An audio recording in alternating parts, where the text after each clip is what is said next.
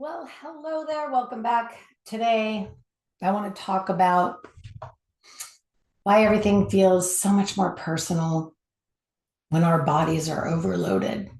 So, think about this, tap into it. Ask yourself this question, even, right? Have you ever noticed that feedback can feel completely different depending upon the day, right? Like one day somebody can come up to you and go like, "Hey, can we revisit this?" And you think, "Sure, let's look at it." And and then another day comes and the exact same sentence feels like, "Oh, why? Did I fail?" You start thinking to yourself, "God, I disappointed them.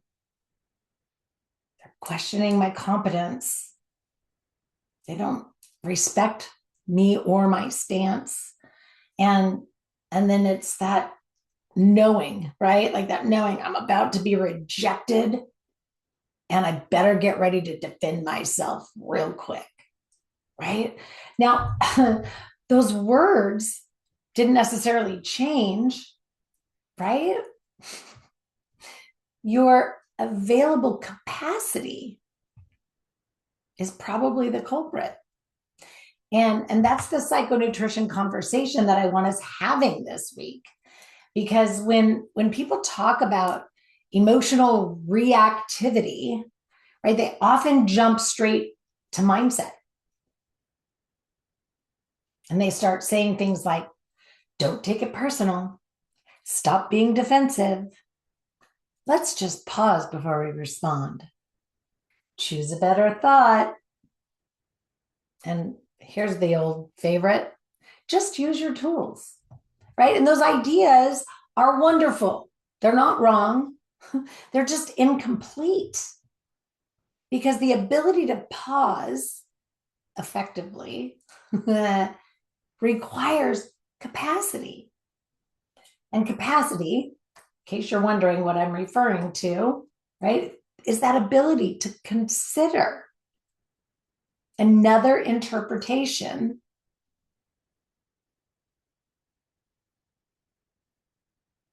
right? To consider another interpretation requires that you have capacity to take on more, the ability to hear feedback without collapsing, without defending, going into your over explaining, or just completely shutting down, right? Those things require capacity. And that capacity doesn't exist outside of our bodies. It's being generated or limited inside of a living system that may be rested or it might be exhausted. Perhaps it's nourished or it's depleted, comfortable or in pain, hydrated or thirsty, calm or overstimulated. So before you decide that a reaction proves something terrible about your emotional maturity or state of being, it's worth taking a minute to ask yourself, what condition was my body in when that feedback landed? Now that question does not replace the emotional work, but what it does is it makes the emotional work more accurate. Because feedback is social information. It's not just language. It tells you, or appears to tell you, right? Something about how you are being seen. And that's why even relatively mild comments can activate people, right? Like a change in tone can feel like disapproval. A question can feel like doubt.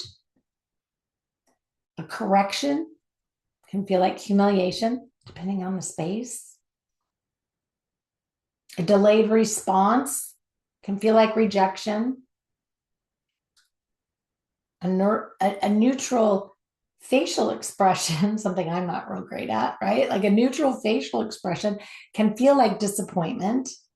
And the more depleted or threatened your system already feels, the harder it may become to interpret that social information with nuance. Now, in a controlled experiment, right, researchers have introduced a temporary inflammatory response and then measured participants' neural responses while they received positive, negative, and neutral social feedback. It was pretty interesting.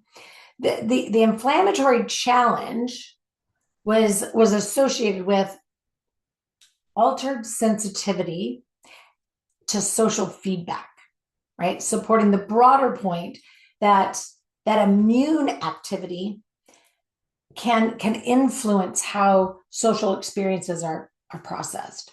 So anyway, right? Like, I digress. That doesn't mean ordinary inflammation automatically makes everyone hypersensitive, but it does show that there is a social perception and an immune activity. And what it shows is that they're not completely separate systems. Okay, so this is part of why I resist the idea that emotional reactions are always simply decisions made by poorly disciplined mindsets, right?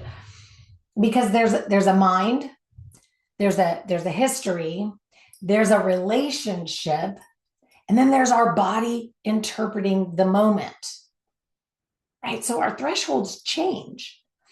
And many people honestly know what it feels like to have a lower threshold, right? You know what I'm talking about. So when you're well rested, you probably can tolerate a complicated conversation, somebody's poor delivery, change in plans suddenly, or a spur of the moment difficult question, an unexpected misunderstanding, a noisy room, a longer than anticipated meeting, and imperfect tones, right? But when our bodies are overloaded, those same experiences can feel so much more intrusive. So what you might be noticing is that you become more literal, more suspicious, more rigid, more emotional, more likely to assume the worst, less able to find another interpretation, and more desperate to resolve the tension quickly.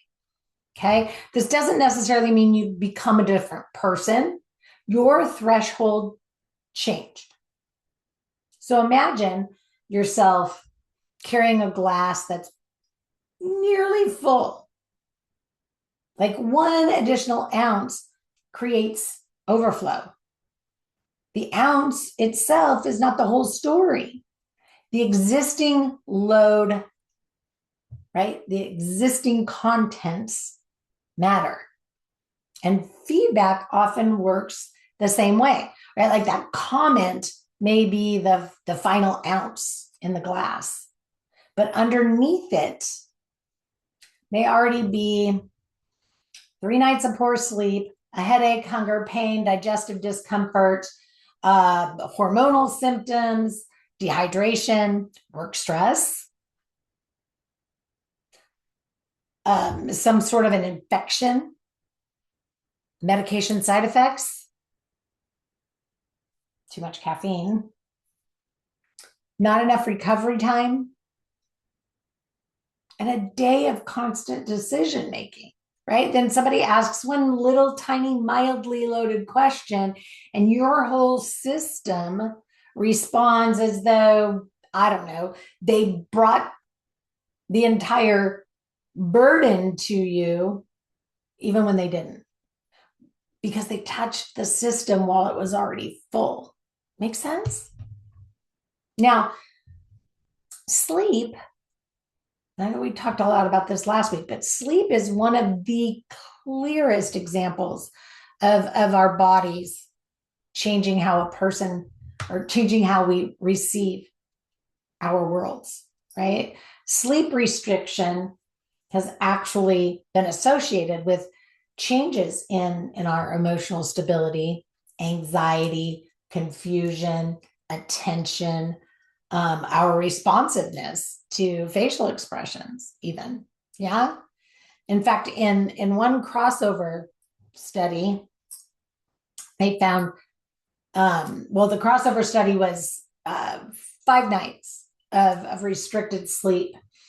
And what they found was that it increased the amygdala activity in response to fearful faces, and altered connectivity with regions involved in emotion regulation, right? Other experimental work has found that partial sleep loss actually can interfere with emotional responsiveness and the recognition or regulation of our emotional expressions.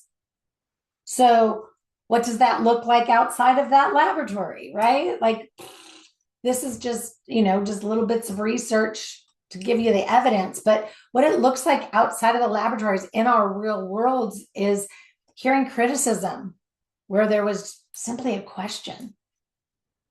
Mm-hmm. Reading a short text, and we talk about this all the time, as hostile. When you're reading a text, you're choosing the tone of voice that you're reading it in, right? It can also look like becoming tearful much faster, or when you don't know why it's even happening. It can look like feeling unable to organize your thoughts. It could be knowing you're reacting strongly, but not being able to slow it down. Like, here it comes, right?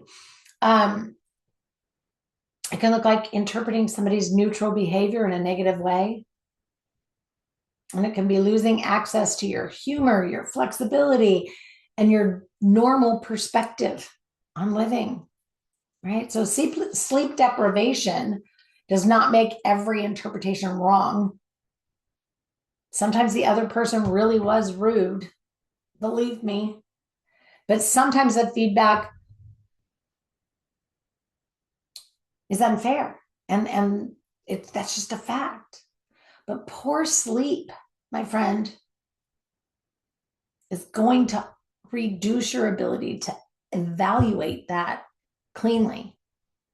So instead of thinking that delivery was poor, but there may be one useful point here, you might move straight to, this person doesn't respect me and I need to shut this down right now.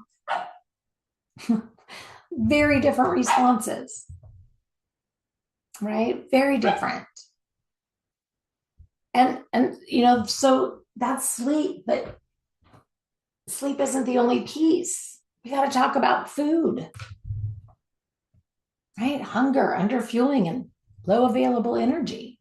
Because a lot of people out there, I know a lot of you, are attempting to be in your lives, have difficult conversations while you're physically depleted, right? You're skipping breakfast, you're working through lunch, and you're running on caffeine. And you're going into these late afternoon meetings after eating almost zero food, unless perhaps there was a donut in the break room, right? and you're acting all surprised that you became shaky, foggy, impatient, emotional, and unable to find the words that you had rehearsed in your head all night long, which is what kept you up and made for a really bad night's sleep. Yeah. So now, I want to add in a little bit of information here because, some of you are listening and you have true issues, right? So for people with diabetes or those taking glucose lowering medications, have those of you that have true hypoglycemia, right, this can be medically significant and definitely should be managed according to an individualized medical plan, because acute hypoglycemia has even been shown to affect our mood as well as our cognition, producing changes that are as simple as increased tension, reduced happiness, and lower energetic arousal for people that have type 1 diabetes. So we have to know what we're working with, and you're a unique being, and so we need to be honoring these things, right? So for the people without diabetes, every experience of hunger or irritability should not be labeled hypoglycemia, right? Feeling hungry is not automatically a medical glucose emergency, but inadequate nourishment can still affect the subjective experience of energy, concentration, patience, and quite honestly, task difficulty. So if your body is asking you for fuel, insert the word hunger, and you're demanding emotional complexity instead, right? Like you may have less available capacity for nuance. And this is important, right? Like this matters before things like performance reviews, going into a therapy session, right? Like, please don't come to our sessions hungry, right? Or depleted. This matters when you go into family conversations. It matters before you get up and do any kind of public speaking. It matters before you go to a medical appointment. It matters for any level of conflict resolution you may need to engage in. It matters before you make difficult decisions or have big relationship discussions. So do not deliberately enter emotionally expensive moments in a state of avoidable depletion. It's not going to make you stronger. In fact, it often makes the conversation harder than it needs to be. And dehydration, right?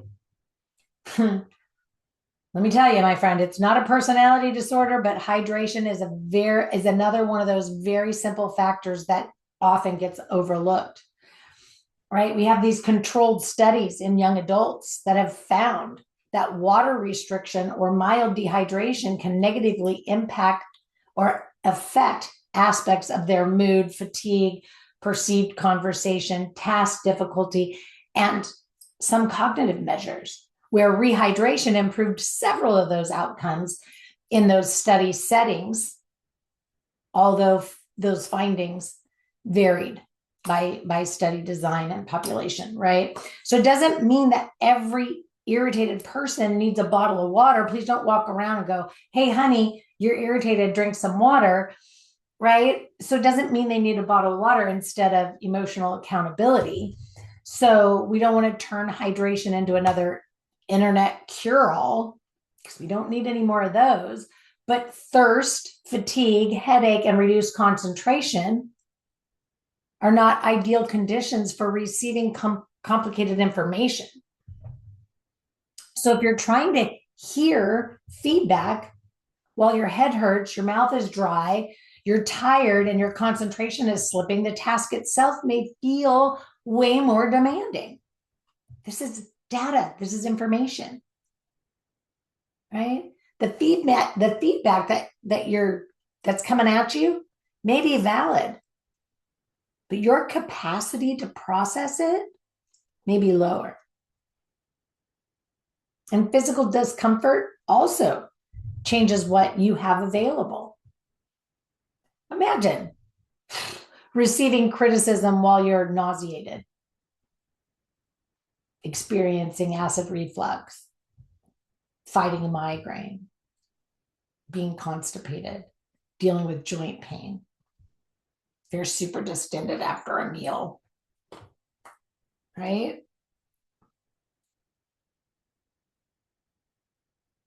If you're sitting there trying not to vomit, struggling to sit comfortably, part of your attention is already occupied. You're not entering the conversation from neutral. You are dividing your resources between managing the interaction and managing the body.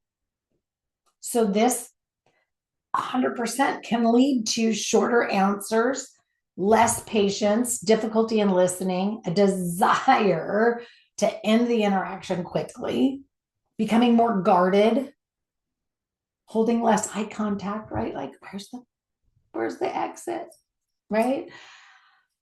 Difficulty pulling up your words, retrieving what you want to say, and even misreading what is being asked, right? That the other person may interpret that as defensiveness or a disinterest. And you may interpret their interpretation as more criticism. And now, right, that whole original issue has recruited an entirely separate conflict. So this is why body awareness matters so much in communication. Sometimes the most emotionally intelligent sentence that we can bring with us anywhere is, hey, I want to give this proper attention. And I'm not physically at my best right now. Can we return to this later on today? Let me tell you, that's not avoidance when you actually return to the conversation. This is you exercising capacity management. Now, caffeine deserves an honest conversation, okay? Because caffeine improves our alertness and it works really well for a lot of people. But it also can become a way of forcing performance out of an underfed, underslept, understretched body. Okay. So if you feel tired, instead of resting or eating, you stimulate, then you feel more alert, but also what's happening? What's happening? I'm more physically tense, internally rushed, a whole lot more talkative, more anxious, more reactive. You're also less hungry and less able to settle. And that combination can be difficult during feedback,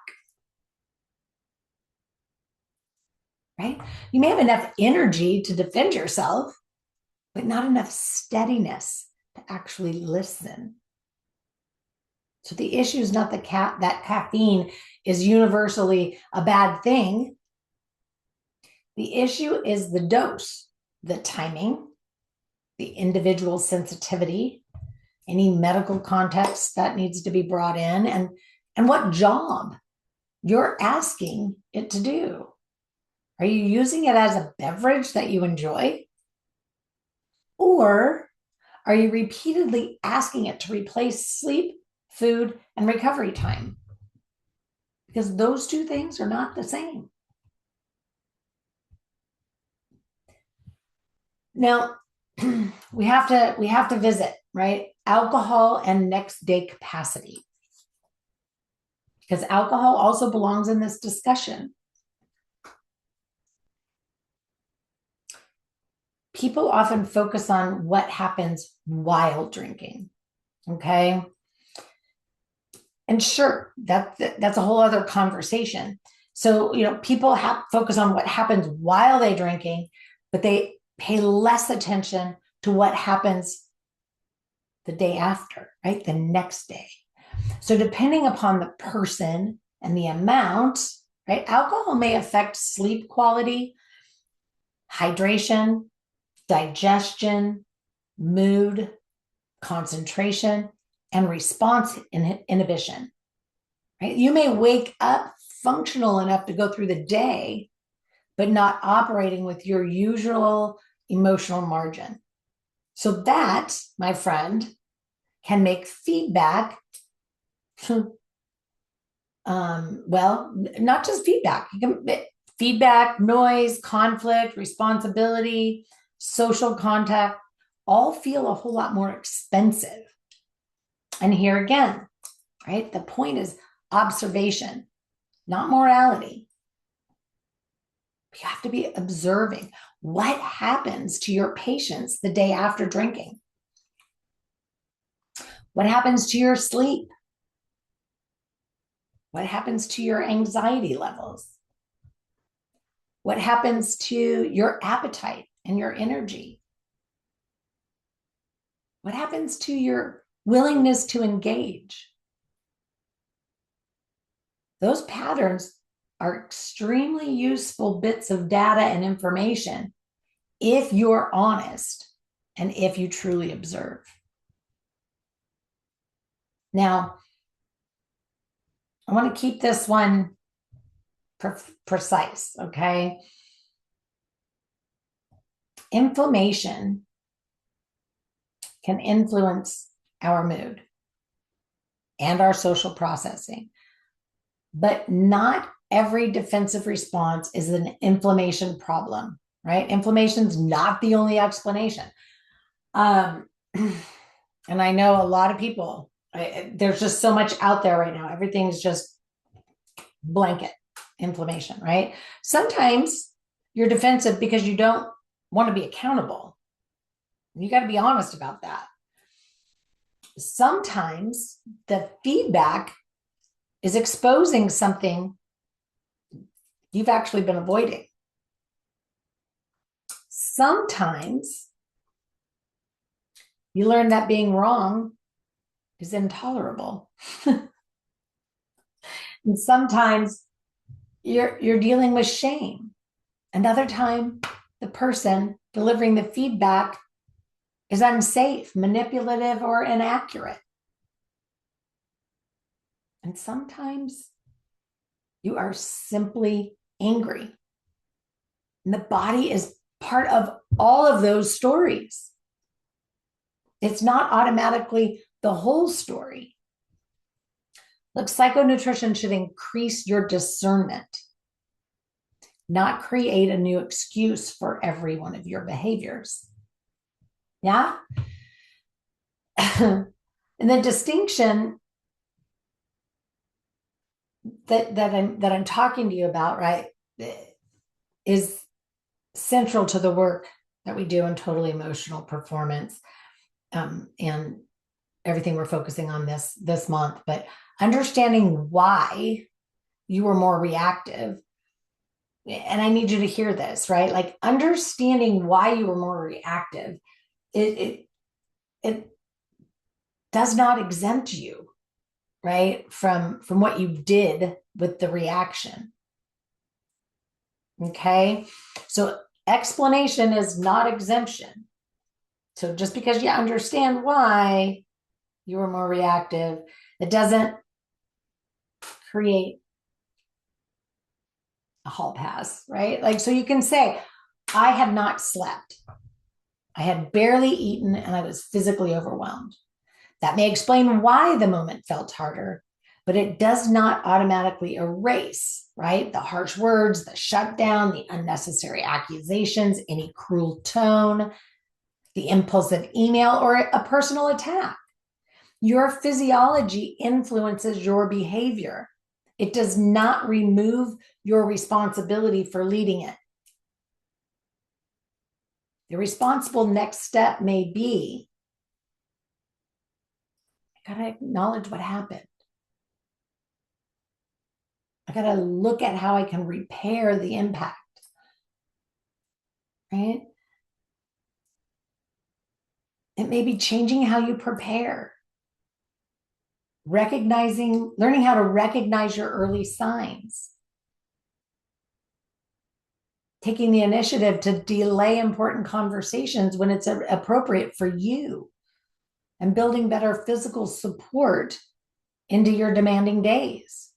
That is self-leadership. Not pretending that the body had nothing to do with it, and not pretending the body made the choice for you.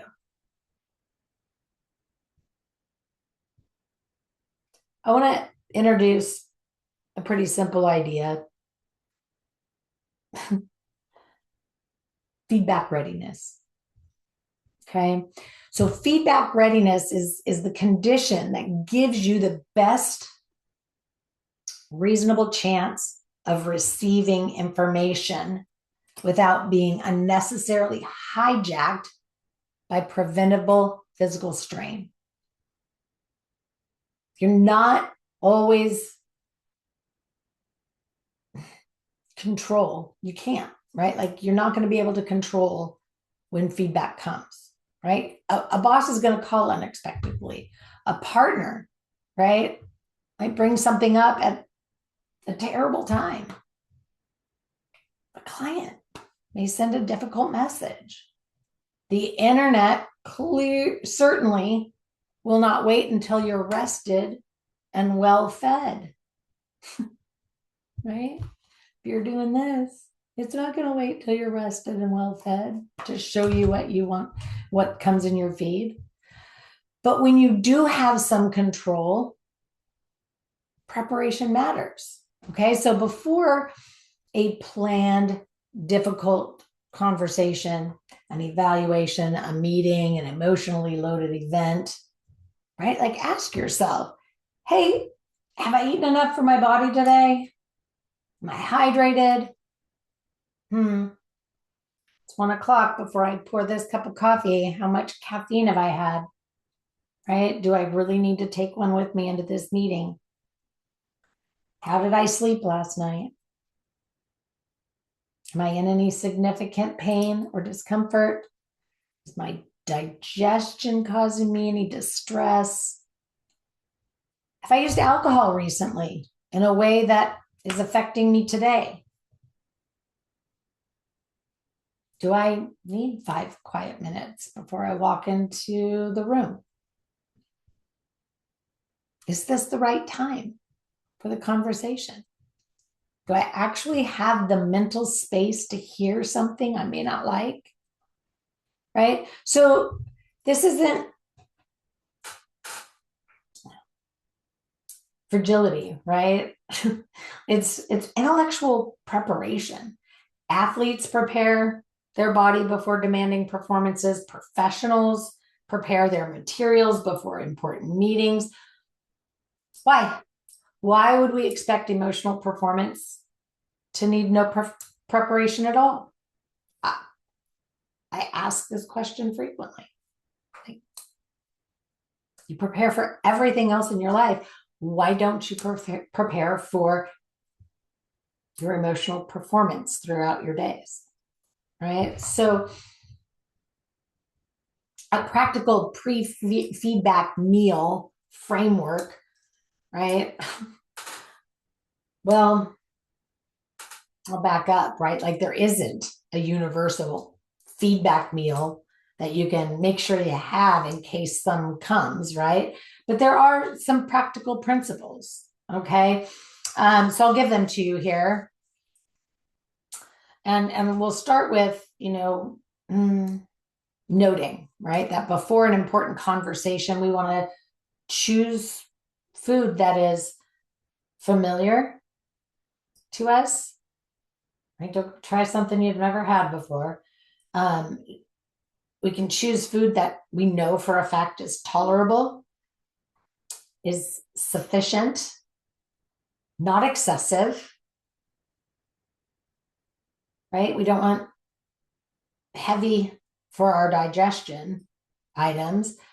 And we want to choose foods unlikely to create some sort of a dramatic physical distraction. Okay. So for many people, that may mean some combination of a tolerated protein, a tolerated carbohydrate source, a modest amount of fat, fluids, and foods they already know work well for them.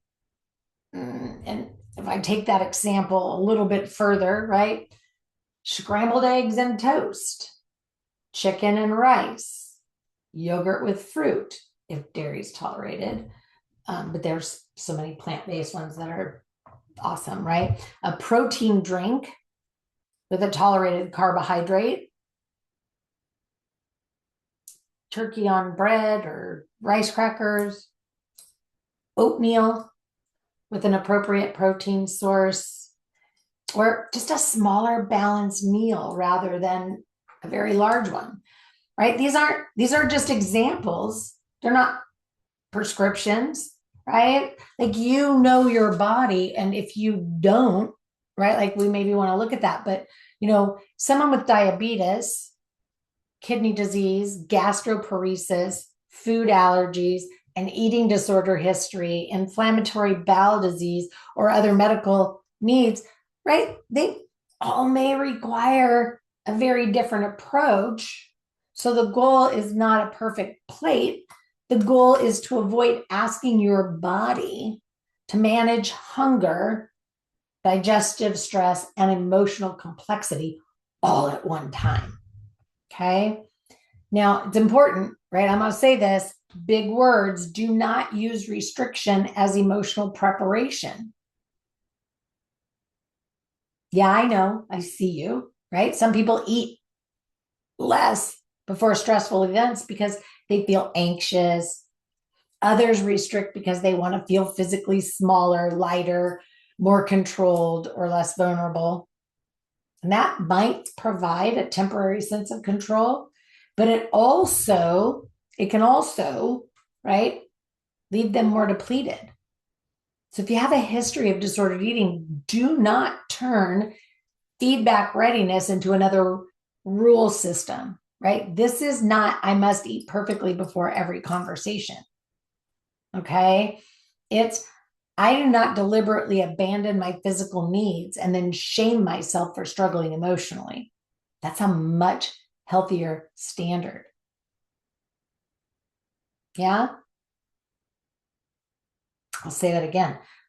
I do not deliberately abandon my physical needs and then shame myself for struggling emotionally. The body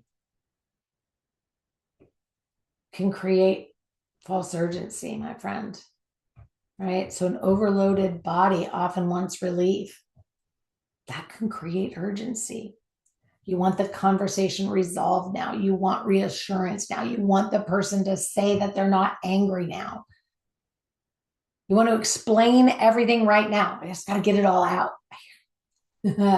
Right? You want to send the response now. But urgency is not always clarity.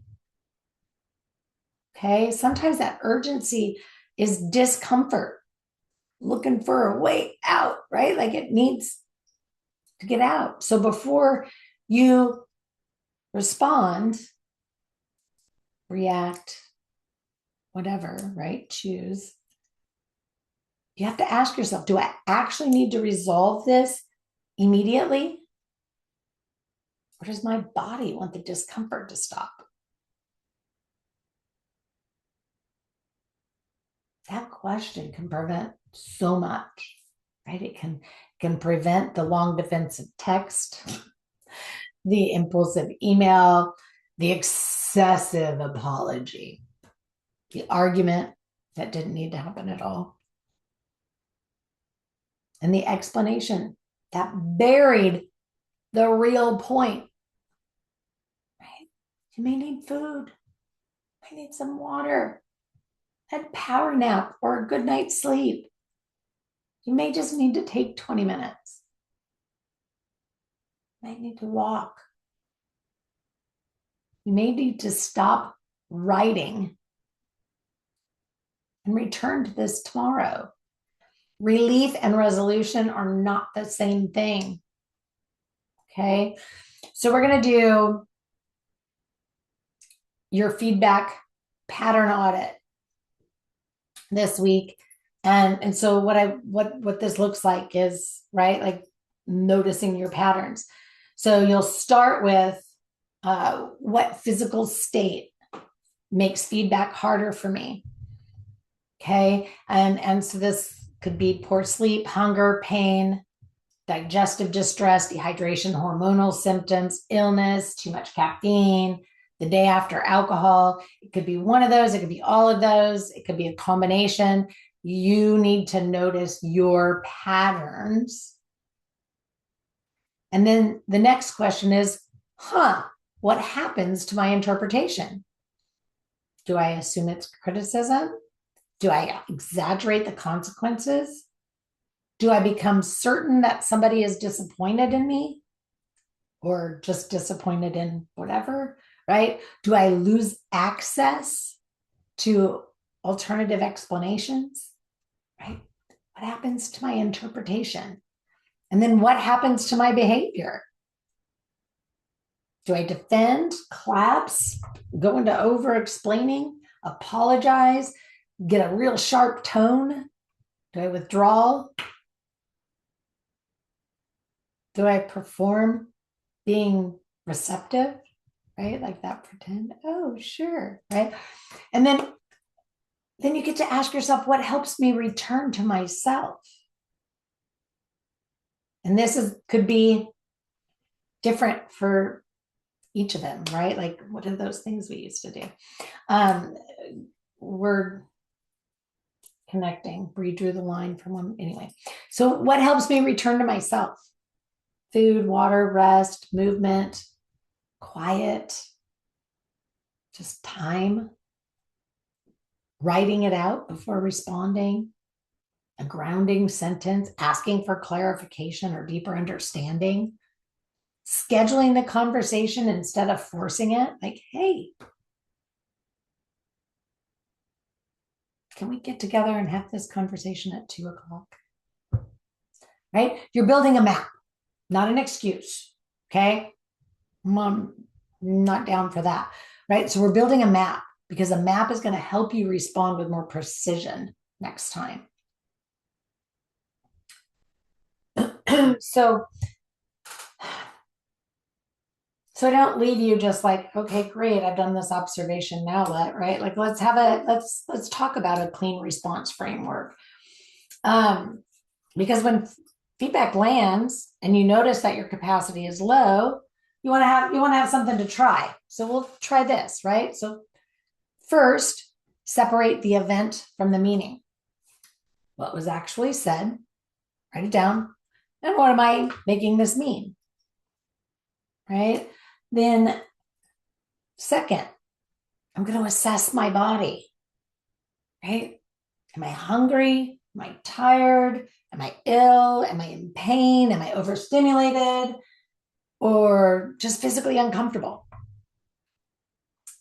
Then third, we're going to slow the response, right?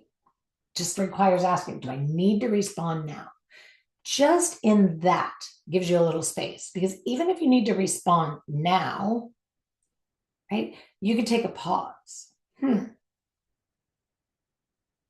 a moment to ponder that, right? Slow the response.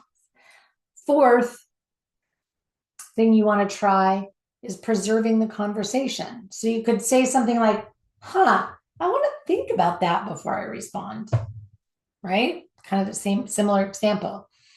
You could say, I can feel myself getting a little bit defensive, and I don't want that to get in the way. You could say, I want to hear you. I really want to hear you, but I need a little time to process. You could say something like, I'm not physically at my best right now. Can we pick this conversation up later today? And one of my favorites is, gosh, can you do me a favor? Can you clarify the specific behavior you're referring to? Or can you clarify whatever it is, right, that you're referring to? Right? These are not escape routes. They're ways to keep activation from becoming the entire conversation. Okay, so what this does not mean, right? This does not mean, hey, eat a snack and every emotional wound will disappear. It doesn't mean poor sleep makes all criticism invalid either, right? So don't rest your hat on, I don't sleep good, I have insomnia, right? Because criticism, there's a lot of criticism that is constructive and valid. Okay. So it also doesn't mean inflammation is why you can't accept accountability. So I don't want to see or hear anybody out there going, well, I'm in a state of chronic inflammation, so I can't take accountability for A, B, or C, right? I want to make sure you realize also that it doesn't mean that hydration is going to be able to replace, good therapeutic work, communication, medication, or other types of care that you may need. And it definitely doesn't mean that you should never have a difficult conversation unless your body feels perfect, because perfect conditions rarely exist. Okay, the goal is not perfection. The goal is reducing preventable strain and understanding what is happening when the strain cannot be prevented. Okay, a lot of high functioning adults think physical needs are interruptions. They eat when the work is done, rest when everybody else is handled, they drink water when they remember, they address symptoms when the body finally forces the issue, and they expect themselves to remain endlessly receptive, emotionally intelligent, patient, articulate, and relationally generous. And that is just not a reasonable operating model. Okay. You're not a mind dragging a body behind it. Bottom line, right? You are one system. And the more demanding the emotional work, the more physical foundation matters for you. So before the next important conversation, ask yourself, what does my body need in order for more of my emotional intelligence to remain available? Not so you can avoid feedback, so that you can actually hear it. And not so that you can become unaffected, right? It's so that you can remain present. And it's not so you can guarantee the conversation feels good, right? It's so you can give yourself the best chance of responding from discernment instead of depletion. Because feedback without fear doesn't mean feedback without feeling. Hear that. Feedback without fear does not mean feedback without feeling. And psychonutrition does not mean food removes the feeling.